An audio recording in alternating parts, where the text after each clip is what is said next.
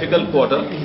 I think as you've seen, the results are below our expectations. The main reason has been pretty severe erosion of some of our assets in North America. That is the primary reason, but as you know, there are other headwinds which were playing out, has pretty much played out fully in this quarter. These are erosion of the assets, remuneration costs. This is hopefully the last quarter. We have tapered off our expenses with this quarter.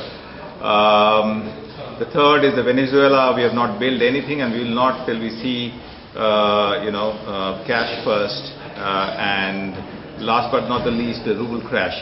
So all these have played out, and with the launches picking up, we hope to build the business in few quarters to come. So, any long-haul flight has some turbulence. So this is a turbulent period, and hopefully we will build back.